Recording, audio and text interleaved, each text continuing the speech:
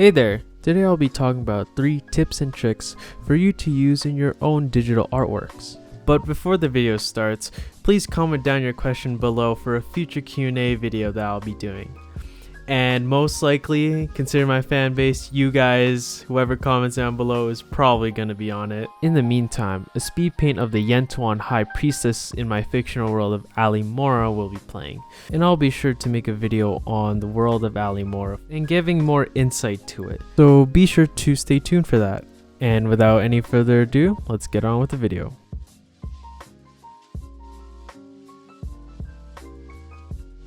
Highlights and dynamic lighting can really add more depth to your artwork, giving it more form and a place of emphasis. Here, let me show you how I do lighting. It's very easy. So here I have a portrait that I did a while ago, so let's spice it up a bit. So first I control click on my layer to select all, and then I go up to levels, and then I bring the brightness down.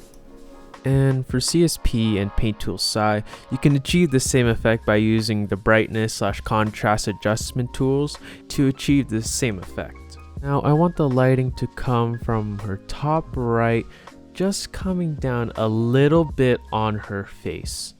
So what we can do is create a new layer, set the mode to overlay, put it above your adjustment layer, then choose a bright color. In this case, I'll be choosing light blue, and just start painting and highlighting away. But don't forget to create a clipping mask though. So here it is with the lighting. As you can see, here it is before and after, and once more before and after. And with overlay layers, you can also add more shadows to your artwork. Simply use darker colors on areas where there needs to be shadow or more shading. So overall, overlay layers are a very powerful tool to use on giving your artwork more depth, and definitely makes it look more appealing. And with that, let's move on to the second tip. Now this is a very simple trick that you can use to improve the look of your line art. Here's an example.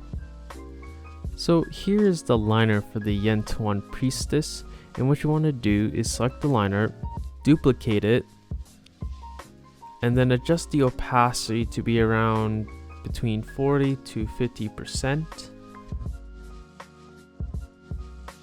And then go to filter, blur, Gaussian blur.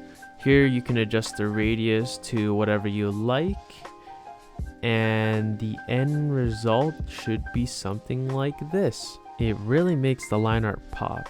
So here it is before, and then after, and then once more, and then after the Gaussian blur.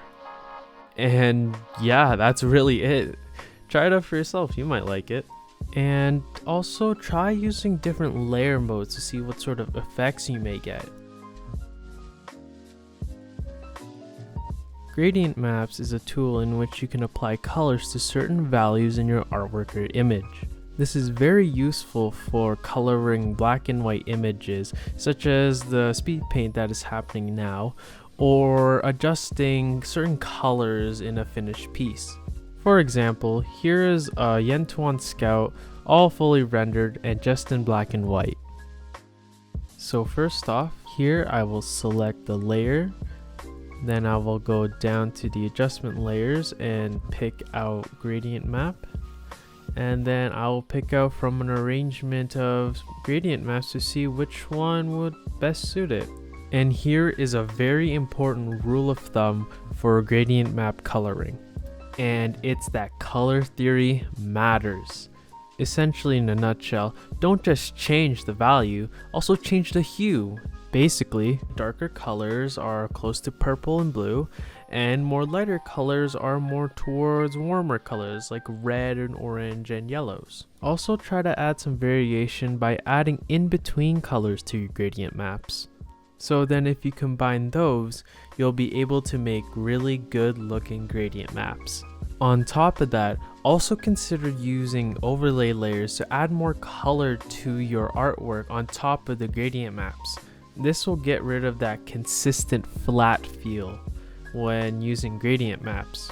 So yeah, that basically explains everything for gradient maps, hopefully.